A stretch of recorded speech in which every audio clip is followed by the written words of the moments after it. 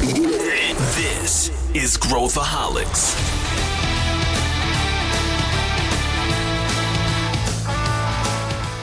Olá, aqui é Pedro Van Gertner, eu sou o CEO da ACE e esse é Growthaholics, o podcast para quem adora inovação e empreendedorismo. Hoje a gente vai trazer um case para vocês. Na verdade, a gente vai debulhar o case de transformação digital da Vibra Energia, que é uma corporação hoje extremamente relevante aqui na economia brasileira. E para falar sobre esse case, a gente trouxe o Aspen Andersen, que é o vice-presidente de tecnologia da Vibra Energia e também um dos líderes da transformação da empresa. Ele vai contar para a gente qual é a estratégia, como está sendo esse processo e tudo que ele está aprendendo ao longo dessa jornada.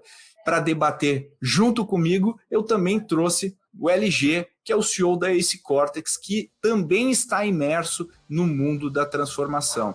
E a gente vai longe nessa conversa. Tenho certeza que você vai gostar. Vem com a gente! Estou aqui com duas figuras feríssimas para a gente mergulhar nesse mundo da transformação digital e, obviamente, com enfoque aqui nesse caso que a gente quer trazer para vocês, que é a Vibra, antiga BR Distribuidora. E para falar sobre este caso, eu tenho o meu amigo Aspen Andersen. Tudo bem, Aspen? Tudo bem, Pedro? Obrigado pelo convite, é uma honra muito grande estar aqui com vocês. O prazer é todo nosso, Aspen. Conta para o pessoal só rapidinho o que você faz, né? Ou melhor, é mais fazer o que você não faz, né? Mas o que você faz hoje na Vibra? Bom, eu sou o responsável lá pela área de tecnologia e digital, né? Eu sou vice-presidente responsável por essa área, né? Buscando, obviamente, integrar cada vez mais a tecnologia a todos os negócios da companhia. Legal. Então, todo o olhar tradicional de TI, né? Junto aí com a visão da transformação digital, da inovação, porque a nossa opção lá foi de manter essa discussão debaixo do mesmo guarda-chuva, até para agilizar, né? Para não separar em silos aquilo que não deve ser separado também, de isso aqui é novo, é legal, é cool, isso aqui é tradicional, né? Deixa não. A gente precisa fazer que tudo caminhe junto. E eu quero inclusive mergulhar nessa decisão também, né, do porquê os trade-offs aí que vocês fizeram, o que valeu, o que é um desafio. E também tem o meu amigo Luiz Gustavo Lima, o LG, que agora está voltando a participar mais intensamente do podcast, certo, LG? Tudo bem? Agora já recuperado do Covid aí, tudo bem? Tudo bem, prazer estar aqui com você, com o Aspen. Pô, uma expectativa excelente para hoje, um case incrível para a gente falar. Eu tenho certeza que o nosso ouvinte vai aprender muito hoje, conhecendo a Vibra mais profundamente. Legal, e eu quero entrar em transformação aqui, mas primeiro vamos falar um pouquinho da Vibra, Aspen, só para o pessoal que está ouvindo aqui. Às vezes o pessoal, e eu era incluso, até começar a me aproximar, entender como que vocês trabalham e o tamanho da empresa, mas conta um pouquinho o que é a Vibra para quem está nos ouvindo. Legal, Pedro. De fato, a gente tem feito muito isso, né? Porque a gente vai completar 1 ano agora de Vibra, né? Essa nova marca.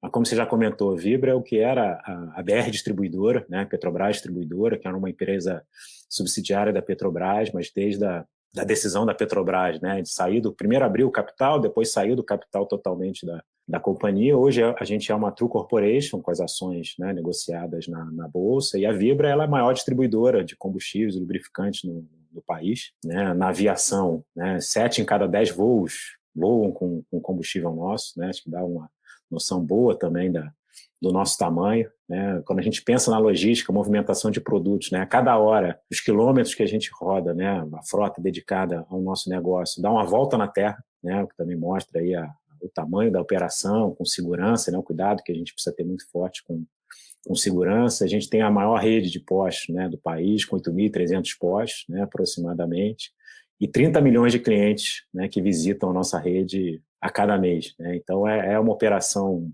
bastante grande. A gente tem consciência da nossa responsabilidade no setor energético no país. E uma empresa, né, que tomou a decisão no ano passado, junto com a nova marca, com reposicionamento estratégico, de deixar de ser uma empresa de combustíveis puramente para ser uma empresa de energia. E a gente já tem feito alguns movimentos nesse sentido, aquisição de comercializadora de energia, Comerc, mais recentemente aquisição de uma produtora, né, de biometano, biocombustíveis, fizemos também um aporte numa startup carregamento, né, de veículos elétricos, também é o futuro do nosso negócio. Então é uma empresa que tem buscado essa transformação e tem conseguido executar numa velocidade bastante desafiadora, mas que tem sido bastante recompensadora também. E só para o pessoal entender a dimensão interna, quantos colaboradores a gente está falando aqui, Aspen? A Vibra hoje está ao redor de 3.300 colaboradores. Legal, olha que interessante. E vamos mergulhar um pouquinho primeiro no conceito e depois a gente entra no case, nos desafios, nos trade-offs que você teve que fazer, dificuldades, coisas que você avançou muito. E eu queria perguntar aqui para o LG primeiro. LG, você que respira o ambiente corporativo em diferentes realidades, né? Quando a gente fala, a gente já conversou bastante sobre isso também, né, Aspen? Quando a gente fala transformação digital ou transformação, isso quer dizer muita coisa para muita gente, né? Eu sempre brinco, né? Se a gente pegar um post-it, cada um na mesa quietinho, assim, escreva o que você entende por transformação digital, vão sair vários post-its diferentes. Como é que você, primeiro aqui, LG, entende isso e entende como as empresas estão percebendo isso, né? Especialmente a gente ganhou um grande impulso aí com o Covid do tema, né? As pessoas começaram a falar mais sobre, não sei se, de novo, significava a mesma coisa para a maior parte das pessoas, mas como que você entende isso, tendo uma visão da trincheira de quem está lá lidando com as corporações? Depois eu queria ouvir o Aspen, que eu sei que o Aspen também estuda muito esse tema, lê muito, e eu queria ver o que fichas que caíram aí nesse tempo desde a última vez que a gente falou. Eu ia comentar isso, assim, eu vou falar minha opinião, mas eu gostaria de ouvir o Aspen, porque o Aspen ele une essas duas coisas. Ele trabalha, tem um chapéu para fazer isso, mas ele é um estudioso também. Então, as duas coisas aqui vão agregar muito na discussão, né? Mas acho que o primeiro impulso, assim, Pedro, sendo bem didático aqui do ponto de vista de como a gente enxerga o mercado, do que acontece no dia a dia, a primeira coisa é sempre assim: eu preciso colocar tecnologia, né? Eu preciso colocar inteligência artificial, eu preciso colocar machine learning, eu preciso colocar cloud, que é super importante, né? Que é nuvem. Então, me parece que quase que sempre a discussão parte disso, ela parte da tecnologia. E você citou o Covid, né? Tem um report nosso do ano passado que a gente analisou a curva de busca pela expressão transformação digital no Google, e a gente viu que ela multiplicou por 8, se eu não estiver enganado, faz pouco mais de um ano que a gente fez essa análise. Então, assim que estourou o Covid aqui no Brasil em março de 2020, os próximos 30, 60, 90 dias, teve uma busca muito grande pelo termo, porque naquele momento ficou muito claro e evidente a necessidade que as empresas tinham de ter coisas básicas, do tipo contato com seus clientes para fazer uma ativação via WhatsApp, criar uma plataforma digital para você vender pela internet em canais online e não só no offline. Então, foi um despertar, eu diria, do executivo brasileiro para a urgência da empresa que quer se manter competitiva, quer se manter contemporânea, adotar, sim, a tecnologia, mas também outras coisas. Então, acho que esse meu primeiro momento aqui, ele vai mais para essas outras coisas. Por quê? Tem uma análise do MIT, que eu gosto bastante, inclusive eu já até falei para o Aspen sobre isso, que ela mostrou para a gente o seguinte: de cada 10 gestores no mundo, e eles falaram com quase 5 mil gestores no mundo todo, apenas 1 em cada 10 possui as habilidades para a transformação digital. O modelo mental, os skills, a forma de olhar o negócio junto com tecnologia. Essa junção de tech com business, né? Juntar essas duas coisas. Então, isso mostrou para a gente, tanto na nossa pesquisa quanto na pesquisa do MIT, de que a gente tem que aprender. De que a gente não sabe fazer isso exatamente. É um processo de construção, realmente. E se a gente tiver que equalizar e chegar numa espécie de uma balança, dá para a gente dizer que tecnologia vai ficar ali com seus 20, 25, 30% do peso e todo o restante, então seus 70, 75, até 80% do peso, é gente, é cultura, é gestão, é processo, é atração, é incentivo. Então, no fim do dia, o que a gente está falando aqui é: se a alta liderança entende a urgência, entende o potencial estratégico dela se adaptar, digitalizar e conectar o negócio com o cliente, e a tecnologia vai potencializar, a gente começa a conversar de maneira um pouco mais estruturada, um pouco mais profunda. Então, juntar essa visão de liderança conectada, compromisso da liderança para fazer, a estratégia reflete isso, conectar o digital, a tecnologia, inovação, a estratégia da companhia, e essa busca por uma cultura inovadora, e a cultura ela não é isolada, né, que a gente gosta de dizer, você fala muito isso aqui também no podcast, não é a cultura da inovação, a cultura de tecnologia. A cultura da companhia, ela passa por um processo de transformação. Então, quanto mais a gente conseguir colocar o cliente no centro, mobilizar a cultura, desenvolver os profissionais, os executivos, implementar e adotar novas tecnologias, e o design organizacional acompanhar o processo, naturalmente a empresa vai gerar mais valor, vai impactar mais o cliente, e o processo de transformação ele vai ser um processo natural, dolorido, especialmente no início, mas natural de se manter competitiva no contexto de mundo que a gente vive. Perfeito. E acho que tem muitos pontos legais aqui. Eu queria ouvir o Aspen. E aí, Aspen, começando com uma provocação aqui, queria te perguntar. A gente fala de transformação digital. É transformar o quê para o quê, né? A gente está transformando. Eu vou num estágio. O que é o estágio transformado? O que significa isso na prática para a gente começar a ouvir a tua visão aí? O que você acha? Legal, boa provocação, e acho que o LG foi bastante feliz aqui nas colocações, eu concordo integralmente com o que ele trouxe aqui, e vocês comentaram aí a questão, né, da necessidade da gente também estar sempre estudando e buscando entender, né, o que dá para fazer, o que é possível fazer. E ouvindo aqui, né, eu conheço já esse estudo do MIT aqui, acho que o grande desafio é aumentar esse número de 1 para 2, pelo menos a cada 10, né? Que tem essa condição aí de juntar a tecnologia e o negócio. Mas eu gosto também da visão, né, e aí só para seguir na mesma citação aqui que a LG fez do MIT, né, a Stephanie Werner, lá, que agora é a nova responsável lá pelo CISA do MIT, ela tem uma definição que eu acho que foi a última que eu ouvi, e isso que eu acho que é interessante também, né? A evolução da análise desse movimento, da transformação, que eu acho que é tão simples quanto perfeita, né, a colocação e aí conversa com a provocação que você fez, Pedro, de onde para onde, que ela coloca que a transformação digital simplesmente é transformar a empresa pronta para o futuro, né? Pô, mas só isso?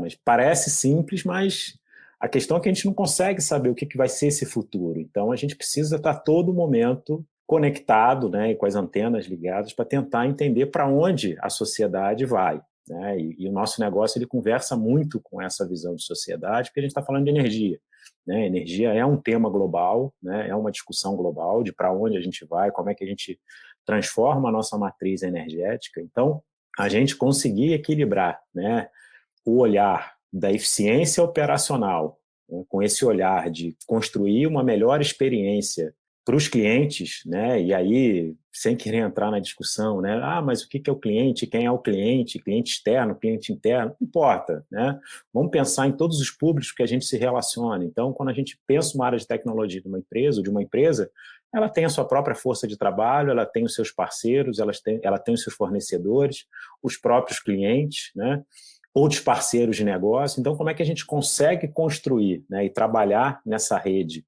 né, nesse grande ecossistema para posicionar a empresa pronta para esse futuro? Então, eu vejo essa discussão da transformação digital muito alinhada, assim, a essa questão dessa preparação para o futuro. E aí, voltando, né, o que a LG comentou ali da pandemia, que de fato acelerou a discussão, o que era naquele momento estar preparado para um futuro que a gente não tinha como saber qual seria? É estar preparado para que as relações fossem possíveis à distância, né?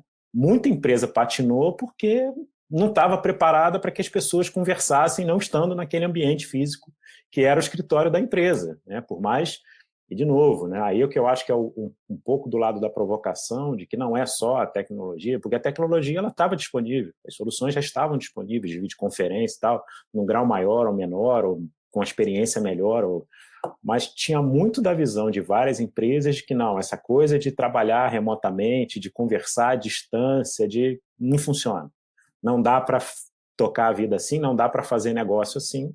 E veio uma força gigantesca externa que mostrou que, olha, reveja seus conceitos, porque, né, há sim uma forma, e o que a gente está vendo é muito do que eu acredito também, de que tem ali alguma coisa no meio do caminho, né? Porque as relações, sim, elas precisam ser muito fortalecidas com o encontro, né? O encontro é necessário para fortalecer, mas tem muita coisa que essa crise humanitária global mostrou que é possível fazer de uma forma diferente. Então, resumindo de novo aqui, concluindo a fala, eu acredito muito que a transformação digital, esse da onde para onde, temos uma situação hoje, temos uma realidade de mundo hoje, como é que a gente consegue trabalhar, mesmo para aquilo que a gente não consegue enxergar ainda, que vai ser, mas como é que eu trabalho internamente, né, a cabeça, né, e a organização para, seja lá para onde o ponteiro passar a apontar, vamos assim, não vamos perder tempo tentando mostrar que para lá não é.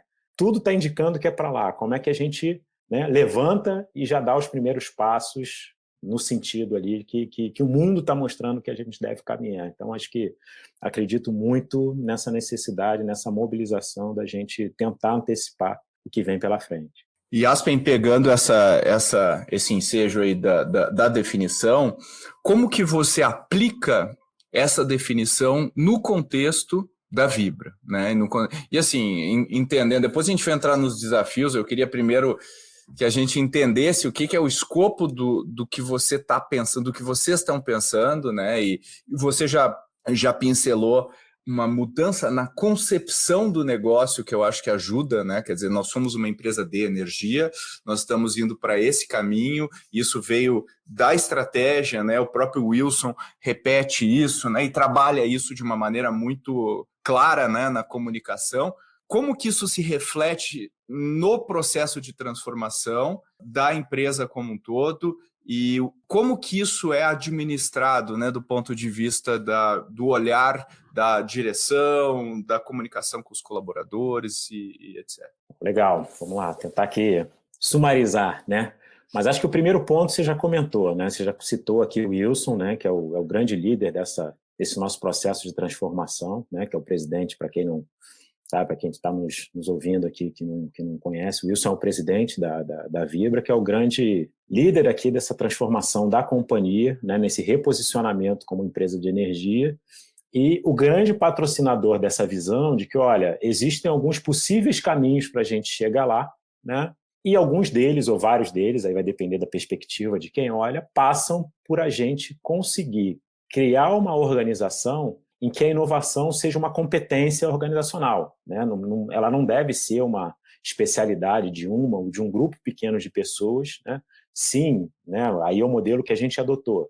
Existe um grupo de pessoas que ajuda a trazer para dentro da empresa boas práticas, né? Coisas que deram certo em outras empresas, em outros ambientes, para acelerar o nosso movimento, mas o que a gente quer criar é um ambiente que qualquer um se sinta livre para inovar. Uhum. São mais facilitadores, né, Aspen, nesse contexto. Exatamente. A gente acredita muito na visão de que ninguém é obrigado, né? A gente não tem que levar uma obrigação para os 3.300 de que, olha, você precisa uma vez por dia, uma vez por semana, pensar em alguma coisa nova, trazer aqui uma inovação. Não, mas aquele que consegue identificar como fazer algo diferente para resolver um ponto de dor, melhorar a experiência do cliente, ele precisa ter esse acolhimento para fazer a coisa acontecer.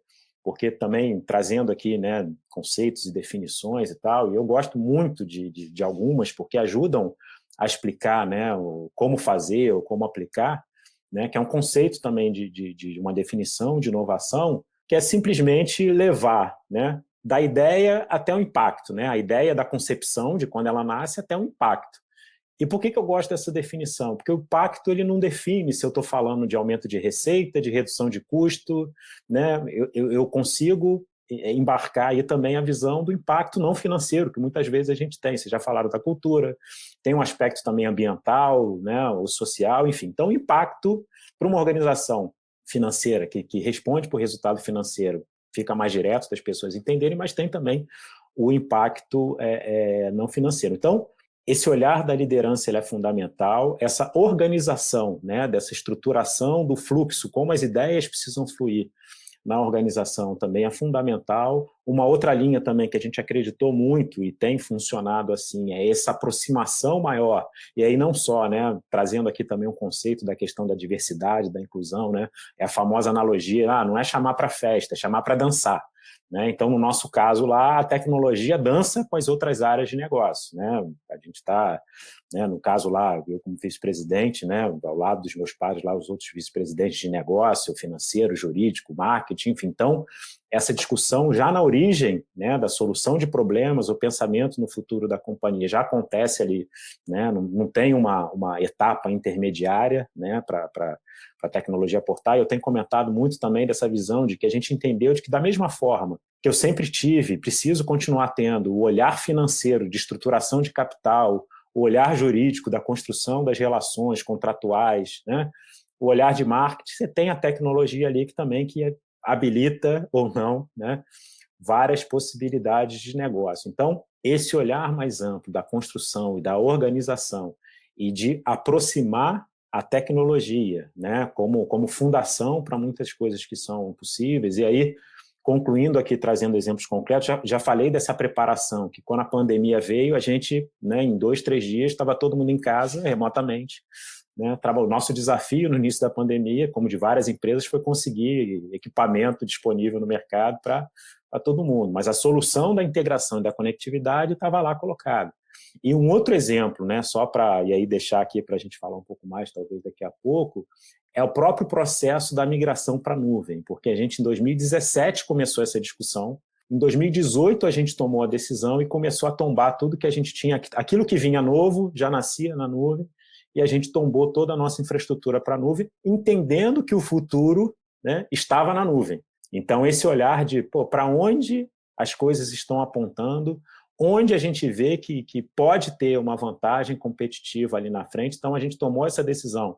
Quando a gente compara, né, outras empresas do mercado, outros pares e tal, né, relativamente cedo, viramos e a gente já está numa etapa de se beneficiar de já estar operando na nuvem, enquanto outras empresas ainda estão no processo de paulatinamente levar, né, os seus workloads para a nuvem. Então, essa tentativa de antecipação e trazendo um último termo também que faz parte do nosso mantra aqui, que é a coragem de fazer a mudança, né, porque, obviamente, que o conforto ali de continuar como estava é muito, né, mas é preciso coragem para, em alguns momentos, para fazer várias coisas, né, e, obviamente, que vocês muito bem entendem essa questão da própria discussão de capital de risco, né, apostas em vários momentos. Coragem é o que explica os movimentos que acontecem em algumas corporações. Então, essa migração, no momento que pouca gente estava fazendo, demandou ali, porque a nossa operação não pode parar. O nosso negócio depende da emissão da nota fiscal para que o produto seja movimentado, né? Também é outra analogia que eu faço. Não tem aquela opção de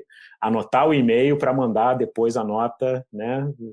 Não temos essa opção. Se não tiver o faturamento, o produto não é movimentado. Muito bom. Posso emendar aqui, Pedro? Vai fundo. O Aspen trouxe a analogia da dança. Então, eu queria aprofundar um pouco mais quais são os tipos de dança que tem aí, Aspen? Porque, para o ouvinte que está acompanhando, né, vocês foram agora, não tem 15 dias, reconhecidos pela MIT Sloan Management Review, né, que é a revista do MIT no Brasil, como uma das 20 empresas mais inovadoras do país. Você citou aqui agora há pouco que vocês já investem em startups, inclusive inauguraram o primeiro eletroposto da Dutra recentemente. Você tem uma área de inovação que é um grande coração pulsante de facilitar a inovação na empresa inteira e conectar a dança, né? Conectar as pessoas para que elas dancem harmonicamente e tudo mais. Mas do ponto de vista de estrutura mesmo, do ponto de vista de como que a gente coloca isso de pé de um jeito coordenado, concatenado com a estratégia da companhia, como que a gente envolve as pessoas, queria ouvir um pouco mais como que isso se dá na prática mesmo. Seguindo ainda na analogia, eu mesmo trouxe a provocação, então vamos seguir nela aqui da dança, né? Acho que a primeira coisa é, eu não sei dançar, entra num curso de dança de salão, vai, porque quando a gente pensa numa corporação, né, e no nosso caso, uma empresa que é muito grande, não tem como imaginar também que um único estilo resolve todos os problemas, né? Não, eu sei dançar tal estilo, não, você vai precisar, é o rock, né, é a valsa, é o balé, né, é o jazz, enfim, né, todos os estilos precisam estar presentes ali, porque as áreas da companhia funcionam como organismos, né, interdependentes, mas têm visões e têm necessidades distintas. Então, a abordagem, né, de repente, um problema de uma área financeira é diferente da abordagem para uma área comercial, para uma área de marketing, para a própria tecnologia, né, também, que tem as suas demandas, as suas dores que tem né, para resolver. E aí uma coisa que eu trago do meu tempo lá de comercial, né, é assim, cara, não tenta vender algo para alguém que não quer comprar aquilo. E isso vale também para a tecnologia, né? Não adianta, surgiu aqui uma ideia maravilhosa de machine learning para ser aplicada na... meu problema não é esse agora. Eu estou com outro problema aqui. Eu estou com um problema que a macro que eu tenho aqui no Excel não está funcionando. Me arruma alguém que venha me ajudar aqui a consertar essa macro. Então, é entender, né, qual é o ponto de dor e a melhor abordagem para fazer isso acontecer. Então, você comentou, a gente tem uma área lá, né, específica, né, de arquitetura e inovação, que é o time que ajuda a catalisar, mas outra coisa que é importante que se diga, né, que é um incentivo constante que a gente faz, de novo, a todas as áreas, mesmo dentro da área de tecnologia, de que, olha, existe uma área aqui que tem essa atribuição, tá, de conseguir ajudar a acelerar a discussão da inovação, mas isso não significa que você, a área de infraestrutura ou a área de sustentação de aplicações, também não tem né, como atribuição de buscar evoluir e melhorar os seus processos, né? Então, a gente pega uma realidade de um tempo atrás e com as ferramentas que estão disponíveis no mercado, por exemplo, a gente consegue monitorar coisas que a gente não conseguia 2, 3, 5 anos atrás e, novamente, tentando antecipar dores de cliente. Hoje a gente consegue, em várias situações, na hora que alguém levanta a mão para reclamar de alguma coisa, já identificamos e já estamos trabalhando para resolver, né? Porque muitas das vezes o problema aparecia, já estou sofrendo com isso há 2, 3 horas, ou seja, o nível de estresse já estava muito elevado quando alguém se dava conta de que o problema estava acontecendo. Então, não é porque a gente tem uma área com essa atribuição, né? E aí, de novo, acho que é possível fazer vários paralelos aqui. Ninguém vai invadir o espaço de um advogado de uma corporação. Ninguém, né? Quem estudou aquilo, quem tem aquela competência é o advogado. Agora, significa que a hora que qualquer pessoa de uma empresa vai ler uma cláusula de um contrato, ela não precisa ser criteriosa naquela leitura, na interpretação, até para ajudar na construção. Então, é um pouco disso que a gente trabalha aqui no dia a dia, né? E tenta colocar essa visão de que, olha, sim, existe um grupo aqui que ajuda a trazer boas práticas, mas todo mundo precisa ter esse olhar. E aí, resgatando algo que a gente passou muito brevemente aqui, você comentou, é esse entendimento na colocação do cliente no centro. O que eu estou fazendo lá na ponta, lá no final da história, está resolvendo a dor do cliente, está facilitando a jornada do cliente, está tornando mais fácil, está tornando mais barato, está tornando mais eficiente.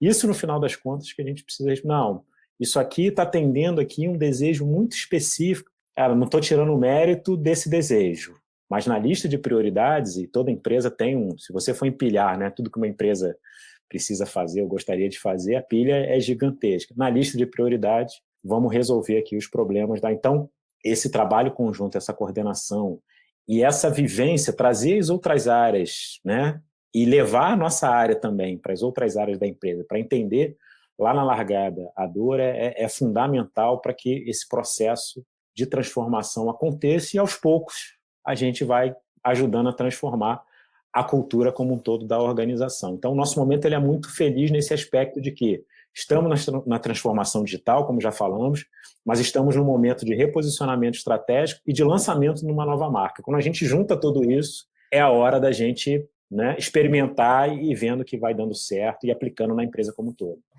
E Aspen, a gente falou da estratégia, a gente falou do conceito, a gente falou um pouco da atitude frente ao desafio, e eu queria agora que, aproveitando os nossos ouvintes, eles gostam de deep dives, assim, né? Então, se você puder mostrar quais as peças que estão no tabuleiro hoje, quando a gente fala de inovação, né?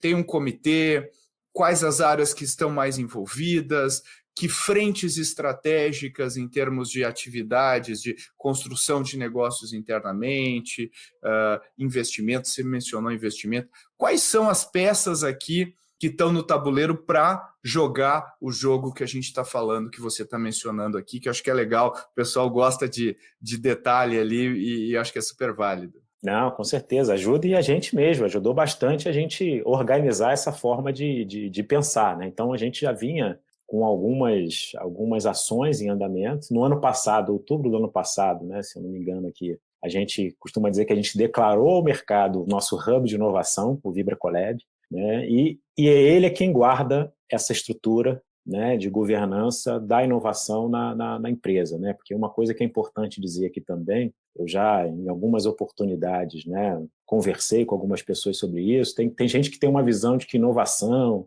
né, essa coisa da inovação, da criatividade, é coisa de um grupo ali que está com tempo, né, livre, e aí vai gastar o tempo fazer isso, e não é como eu acredito, como a gente acredita. Tem caixa.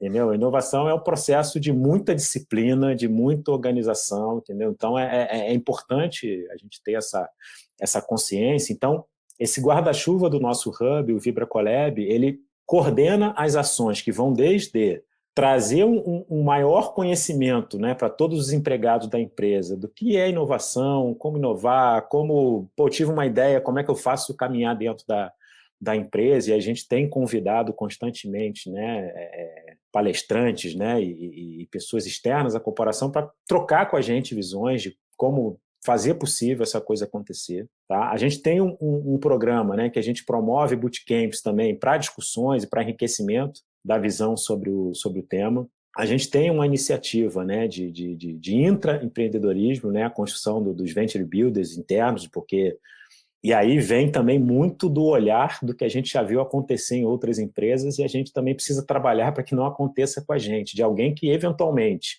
eu não tive espaço aqui dentro para propor uma ideia de um negócio, vou pegar minhas coisas e vou criar isso lá fora. Não. Muito comum isso, né?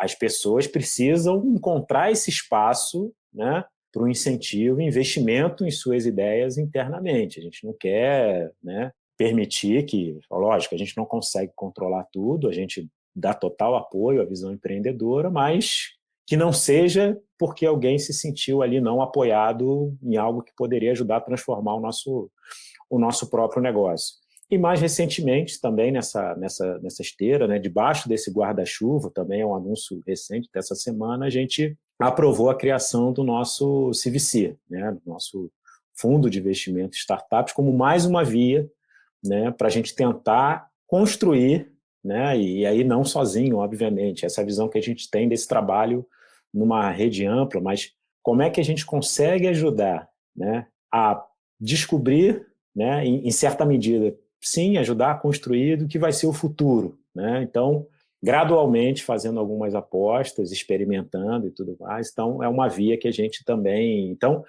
a gente está organizado dessa maneira, essa área cuida dessas mais diversas frentes, garantindo para que todas elas caminhem, né? E é importante também a gente entender que um outro desafio de uma empresa grande é coordenar essas iniciativas com aquilo que já acontecia e vai continuar acontecendo. Né? Eu comentei aqui no início das coisas que estão acontecendo nesse nosso processo da transição energética. Nós temos as ações lá em M&A tradicional, né? Aquisição da Comerc, aquisição aí da participação na ZEG, M&A, ou seja, eu sei que esse caminho é menos incerto, eu vou pela via do M&A tradicional. Agora, eu tenho um conjunto aqui de apostas em que a incerteza é maior, vamos por um caminho aqui de uma aposta mais gradual, uma participação menor e que a gente tem a chance aqui de experimentar de uma forma mais calibrada, estruturada, e obviamente que a gente tem absoluta certeza de que a gente vai aprender muito ainda nesse processo, mas eu acho que o principal desafio que a gente tem olhado com muita atenção é conseguir coordenar essas frentes de forma que uma não distancie muito das demais ou que uma eventualmente seja vista como mas se isso aqui já deu certo, eu não preciso mais. Não, porque a gente entende que todas essas avenidas, né, na verdade é como se a gente estivesse aqui duplicando, triplicando, né, uma rodovia que leva para um futuro que vamos descobrir qual é, mas a gente sabe, e aí a analogia, né, até para o nosso negócio de rodovias, uma rodovia com uma faixa flui muito menos que de 2, que de 3, que de 4, que a gente quer garantir que tenhamos vias suficientes para que o fluxo aconteça da melhor maneira possível. Gostei dessa analogia de trânsito. Gostei também. E LG, pegando você aí que está olhando, né, essa caixa de ferramentas, né, que o Aspen acabou de descrever aqui, que não tem uma regra, né? Isso a gente aprendeu, né? Não existe panaceia. Uma receita, né? Como é que se avalia você que tem contextos diferentes, né? Você que está exposto a contextos, como é que você avalia o uso de ferramentas na linha do que o Aspen falou, né? Assim, como é que você avalia o drill down da visão, da estratégia até a execução? Organizando, né? Eu queria falar, mas depois você me permite fazer uma perguntinha, a última pergunta para o Aspen depois? Claro, óbvio. Eu vou responder, mas eu quero juntar essas coisas todas, porque a gente está caminhando para o final, né? Pelo tempo que a gente tem. Mas a visão é a seguinte, né? E aí, se a gente organizar tudo que o Aspen falou até agora e a forma que a gente foi conduzindo, que a gente tem um cenário de quais são as tendências que eu estou inserido nelas como companhia, né? Então, tendências de clientes, que o Aspen citou bastante, tecnologia, eu diria, e a da própria indústria. A característica da indústria, para onde a indústria está indo, né? Se mobilizando. Depois, tem um olhar importante que o Aspen também citou, que é quais são os nossos objetivos internos como área, como companhia, como diretoria, como vice-presidência, como marca, e quais são os nossos objetivos como posicionamento de mercado, como exploração de oportunidades, como atacar oportunidades adjacentes. E com isso minimamente organizado e alta liderança comprada com essa discussão, quais são as teses que a gente acredita para o futuro? Né? O Aspen citou e me parece que é um pouco disso. Assim. A nossa tese é que a empresa seja uma empresa plataforma de multi-energia. É para lá que a gente vai. E aí só depois entram os veículos de inovação. Entra o que a gente vai fazer, né? Ou o que exatamente ele vem depois. Então, eu gosto de olhar essa próxima parte como buy or build, né? Make or buy, algumas pessoas gostam de dizer também, que eu faço dentro de casa ou eu trago de fora para dentro. Então, parte do que o Aspen respondeu, eu colocaria nessa caixinha de inovação aberta, Open Innovation. O que eu consigo trazer de fora para dentro? Quando a gente se relaciona com startup, investe em uma startup ou compra uma startup. Né? É mais inteligente, mais rápido, mais barato do que começar do zero? Então, ok, pode ser um caminho para mim e eu vou estruturar isso. E a outra avenida, né, ou a outra faixa, como o Aspen citou, é o building, né, Corporate Venture Building, que é criar do zero. Eu posso promover um programa de ideias de intraempreendedorismo e encontrar e potencializar esses talentos que o Aspen também citou, de forma que eles encontrem um caminho interno para se desenvolverem e criar coisas com a gente, dado que, se a gente está com esse olhar de cliente no centro, conhecendo toda a jornada desses clientes, as dores que eles têm, então a gente vai criar soluções inovadoras para eles dentro da nossa visão estratégica, dentro da nossa tese. Então, organizar, estruturar essa lógica de build or buy, inovação de fora para dentro, de dentro para fora, certamente potencializa as alavancas que a companhia já tem e ela vai me ajudar com a capilaridade que ela tem para potencializar. Me ajuda com tecnologia, naturalmente, né? Como que eu consigo alavancar e ser mais ágil com aquilo que eu já tenho, recursos, e tendo a área de tecnologia muito próxima a mim, e talvez o que é mais o dia a dia de quem está inovando na prática, esses veículos de inovação, essas modalidades de inovação, todas elas organizadas, né? todas elas organizadas nessas avenidas, nessas pistas que o Aspen citou, elas convergem para tangibilizar aquela nossa tese, aquela nossa visão, aquele nosso planejamento. Então, eu organizaria dessa maneira, Pedro. E a minha pergunta para o Aspen, ela vai nesse sentido. O que o Aspen hoje entende que ele consegue alavancar, utilizar a capilaridade que a Vibra tem, ajudar as áreas a serem mais ágeis, esses veículos estarem em prol a um time to marketing mais ágil e mais rápido com as soluções inovadoras do que era há 5, 10 anos, por exemplo. Eu vou adicionar uma bola curva aqui na tua pergunta, LG. A BR Distribuidora era uma empresa pública, né, com uma cultura diferente do que existe agora. Houve também uma adaptação cultural e tudo mais, e é um trabalho constante, enfim. Como também lidar com os obstáculos, né, dentro dessa linha que o LG perguntou, né, só para casar aí as duas perguntas. Não, muito bom. Eu acho que assim, começando do final, né, quando a gente pensa nos obstáculos que uma empresa enfrenta, aí eu acho que é o ponto que não tinha tanta distinção assim a vida privada da vida, né, ainda Startup no seguinte aspecto, né? E a gente conseguiu perceber isso conversando com outras empresas e tal. Que a questão da cultura é a questão, né? Então, a gente tem empresa, ou tinha, né? Vamos imaginar que a gente está num mundo aqui ideal em que tudo já se transformou, né? Então, vou falar aqui essa licença poética de usar tudo no passado, né?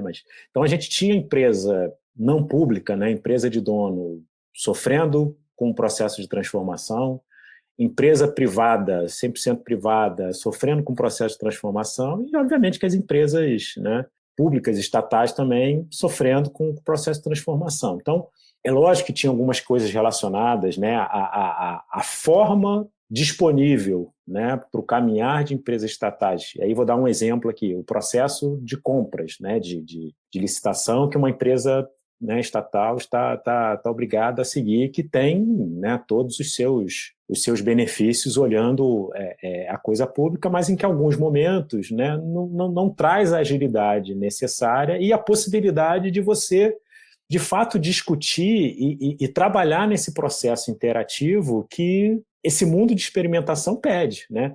Na hora que você precisa, com 1, 2, 3 anos de antecedência, adivinhar tudo o que vai acontecer, porque aquilo tem que estar estritamente redigido ali num edital, né, de compras que você vai fazer durante um período muito longo, e o tempo vai passando, você descobre, caramba, mas isso aqui que eu defini já não é mais essa tecnologia, eu já tenho, não, mas você precisa, então, sim, algumas coisas agilizaram bastante nesse processo de transformação e da experimentação, mas a BR ela já era uma empresa que operava, né, num ambiente competitivo. A gente sempre teve competidores privados, né, e com muita competência. Que super sempre, agressivos, né? Exatamente. Exatamente. E mesmo nesse ambiente competitivo e com a dificuldade estatal, a BR já era líder, né? Já era a maior distribuidora. O que a gente conseguiu fazer a virada pós-privatização, né? E que é fato, né, dos números,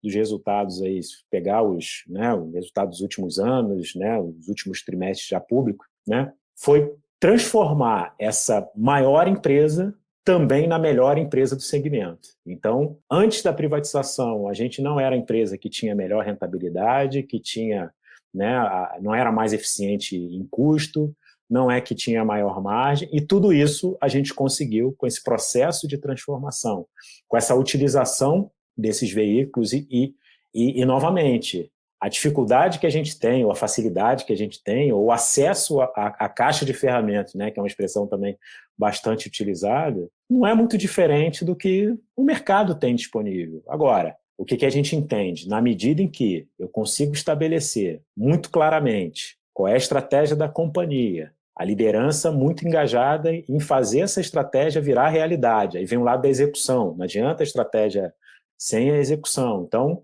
apresentamos lá a revisão da nossa estratégia, o processo de execução, a forma que a gente ia, né, buscar alcançar aquilo que a gente estava colocando na estratégia. Esse processo de acompanhamento e de aprendizado, né, da gente entender, não é fácil. Falando assim é muito mais fácil do que no dia a dia, né? De não, vamos experimentar, se não der certo a gente muda e tal. Pô, como é que faz isso numa cultura que é a nossa cultura, era a nossa cultura, né? E de várias outras empresas, de, pô, mas peraí, você fez isso e deu errado? E ainda assim, você tem uma segunda chance aqui agora? Não, porque agora vai dar certo, porque agora você já sabe como não fazer. Por que eu realmente te dou essa chance e não coloco alguém aqui que, né, pelo menos a gente não sabe o que errou, o que deixou de errar, né? Por que eu tenho que passar a confiar de que o aprendizado vai ser colocado aqui em benefício, né, dessa evolução mais rápida? Então, não é trivial, né, a empresa seguir nessa ideia de que eu preciso saber navegar, e aí vou trazer de novo essa questão da ambidestria. Eu preciso saber separar muito bem aquilo que, de fato, eu não posso errar, porque sim, tem coisas que eu não posso errar. Quando a gente pensa na operação, quando a gente pensa, é o botão 1 ou o botão 2 que eu tenho que apertar. Cara, aqui tem que estar muito claro ali no procedimento, a situação é essa, é o botão A. Se a situação é essa, é o botão B. Aqui não tem, não, eu não concordo, eu vou fazer diferente. Não. Então é saber separar isso do mundo de que é o botão A ou o botão B. Em vez de a gente ficar discutindo aqui, quem é que vai apertar o botão A ou B? É o cliente de tal segmento. Chama ele para conversa. Vem cá, qual que você apertaria mais intuitivamente? Esse ou esse? Aí, tá bom, acabou a discussão. Né? Então, não consigo fazer dessa forma? O quanto que eu perco se eu colocar os dois à prova e aí medir? Qual dos dois está fazendo mais sucesso? Então, é saber navegar, né, nesse mundo que pede essas duas formas de encarar. E aí eu volto à minha provocação lá do início. Por isso também a gente tomou a decisão de não separar, como a gente sabe, não tem certo e errado, né? Cada um entende o melhor caminho, de não separar esse mundo que alguns gostam de chamar de, né, modo 1, do modo 2 e tal. Não, eu preciso saber navegar, né? Dá para acelerar? Vamos acelerar. Precisa com um pouco mais de calma? Precisa com um pouco mais de calma. Está na hora de recolher um pouco, está na hora de acelerar mais. Então, é saber jogar com né? E aí, concluindo aqui, que eu gosto muito nessas analogias que ajudam a gente a encontrar caminhos ali, né?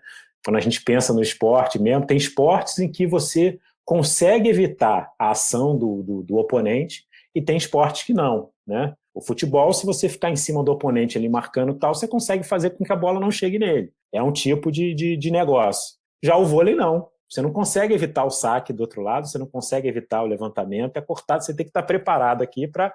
Então, como navegar nesses dois mundos? Naquele mundo que eu consigo, sim, né, medir muito bem, acompanhar de muito perto, de um outro mundo que o que eu tenho que fazer aqui é me capacitar ao máximo para, independente de como a bola vier, eu preciso colocar ela para o outro lado. Então, saber navegar ao mesmo tempo nesses dois mundos é um desafio, né, que eu diria que é bom demais de tentar a cada dia, né, superar. Eu costumo dizer que sempre é uma mistura de arte e ciência, né, Aspen? Né? Se você quer ser totalmente científico, não vai dar certo. Se você só vai improvisar, não vai dar certo. Você tem que saber, tem que ter a sensibilidade para ler o cenário, ler o ambiente. E essa é a grande dificuldade. Né? Para a gente encerrar aqui, Aspen, já está aqui rumando para o final do episódio. Para quem está nos ouvindo, tem muitas empresas que estão vários degraus abaixo de você, quer dizer, que estão começando a jornada agora, que estão se deparando com os mesmos desafios aí que você mencionou ao longo desse episódio. Dá uma dica aqui, que se você pudesse voltar no tempo, falar com o Aspen lá de 5 anos atrás, dá uma dica que você te daria lá no passado para quem está nos ouvindo aqui. Rapaz, assim, sem nenhuma pretensão aqui de parecer que, mas tudo que vocês fizeram deu certo de primeira, nada do que vocês, né? Então, assim, tentando olhar sob uma perspectiva bastante positiva, né? E aí trazendo muito da forma com que eu encaro a vida, né? Eu prefiro, então, usar esse momento para colocar dessa forma. Cara, é acreditar que não é fácil, não é trivial, mas que dá certo, traz resultado, entendeu? Assim, não é aquela coisa assim que num botão, ou de um dia para o outro, ou de um trimestre para o outro, tudo vai estar transformado, tudo da mesma forma. Já está tudo resolvido?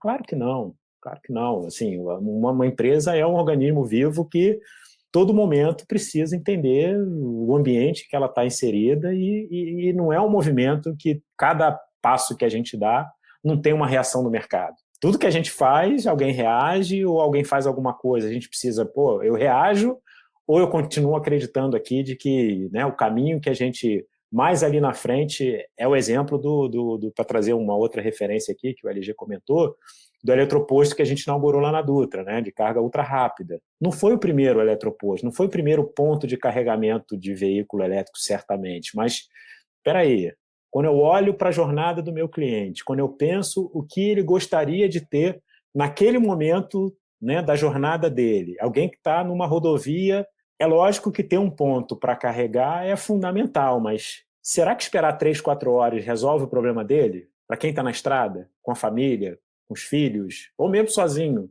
Ou seria interessante ter um ponto que ele chega e em 20 minutos ele chega a 80% da carga e pode seguir viagem, né? Qual que é a experiência melhor? Então, nem sempre você vai conseguir ser o primeiro, né? Isso eu acho que é uma coisa que... Talvez esse seja um ponto, então, para conseguir responder a sua pergunta, né? Muita calma, não tente ser o primeiro em tudo, porque talvez esse não seja o melhor caminho, né? Não é esse que vai trazer o melhor resultado, o melhor valor e tal. Tenha certeza de que as perguntas corretas estão sendo feitas, né? Gaste mais tempo elaborando as perguntas, porque para várias das perguntas a resposta está tão evidente mas ninguém está enxergando porque a pergunta certa não foi feita. Então, tente se convencer e convencer quem está ao redor de que as perguntas são mais importantes nesse início de jornada do que necessariamente, né, sair tentando puxar a tecnologia, aplica isso, faz aquilo e tal. Cara, onde é que a gente quer chegar? O que a gente quer resolver? O que eu quero de resultado com isso? Então, eu acho que talvez aí, indo à sua questão, esse olhar das perguntas é algo que... E no mais, é o que eu falei, coragem para encarar, porque é necessário, aí, aproveitando para repetir aqui uma frase, né, que o Wilson fala para a gente o tempo todo, né, que ele coloca que da visão dele de que existem 2 tipos de empresa, né, as rápidas e as que morrem. Né? Então, ele é um grande incentivador nosso aqui para que a gente sempre esteja em velocidade alta. E, de novo, não é que essa velocidade necessariamente esteja definida por uma linha reta. A gente sabe que a gente vai ter que fazer curva, vai ter que pegar um retorno para trocar de estrada e tal, mas é importante o tempo todo ler os sinais e conseguir virar ali a direção, né, e o sentido para que a gente, de novo, construa passo a passo aí esse futuro que seja de muito valor e prosperidade para todo mundo que faz parte aqui desse nosso ecossistema, porque, de novo, vocês já comentaram isso também, sozinho a gente não chega em lugar nenhum. Né? Então é preciso ter uma rede muito boa de parceiros ao redor ajudando nessa jornada também. Muito legal, muito legal. Saber fazer as perguntas certas é um superpoder.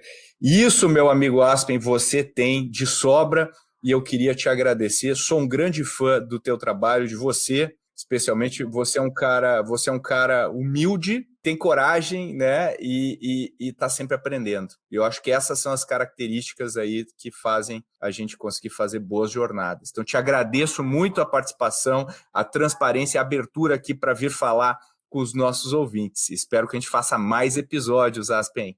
Não, com certeza. Eu que agradeço. Você também é um cara que eu respeito muito, sigo muito, né? Procuro sempre ler, ouvir e aprender, porque é um mundo que não é natural para quem construiu a carreira dentro de uma grande corporação, né? Então, fazer essa empresa e uma startup, quem está ali no meio ajudando nessa... Então, aprendo demais também contigo, né? Agradeço também ao LG com as provocações aqui no dia a dia. Então, é sempre muito bom poder trocar e aprender com vocês. Obrigado mesmo. Obrigado. E obrigado, Luiz Gustavo Lima. Obrigado, LG, pela sua participação aí. Sem dúvida, tivemos uma aula aqui e eu tenho certeza que o pessoal aí que está nos ouvindo na academia, em casa, passeando com o cachorro, vai levar muito aprendizado, muita coisa boa dessa conversa. Isso aí. Também adorei. Tem uma coisa que eu estava pensando aqui, tem um cliente nosso que ele fala que a vida é um encadeamento de relações. O que a gente aprendeu aqui é que a transformação digital é um encadeamento de ações. Se alguém ouvir esse episódio novamente, com calma, pausando e anotando tudo, certamente vai concluir de que foi um MBA em transformação digital. E aí, só para não perder aqui a sua provocação, LG, eu acho que como última, né, colocação aqui, a gente está acostumado a ouvir, né, que amar é um verbo, então precisa de ação. Né? Ele não acontece. E da mesma forma é o transformar. Também é um verbo. Também, aí dentro da sua provocação, gostei muito dessa tua colocação do encadeamento de ações, é isso aí. Né? Então é uma ação após a outra, precisa movimentar porque não vai cair do céu. Isso aí. Excelente. Muito obrigado, Aspen. Muito obrigado, LG. E até a próxima. Se você quiser saber mais sobre outros cases de mercado sob a ótica da inovação, não perca a nossa série de estudos de caso que eu fiz junto com meu amigo Sandro Magaldi, onde a gente debulhou várias empresas no Brasil e no exterior. Tenho certeza que você também vai tirar muitos insights desses casos que a gente vai mencionar ao longo desses episódios. E como sempre, se você tem sugestões, se você gostaria de fazer algum comentário ou simplesmente bater um papo, manda uma mensagem para podcast@goace.vc e a gente vai ler a sua mensagem e devolveremos uma resposta sempre. Também peço, se você gosta do Growthaholics, você é ouvinte, demonstre o seu amor compartilhando o Growthaholics nas suas redes e marca a gente, que a gente adora ver os nossos ouvintes se manifestando nas mídias sociais. Valeu e até a próxima!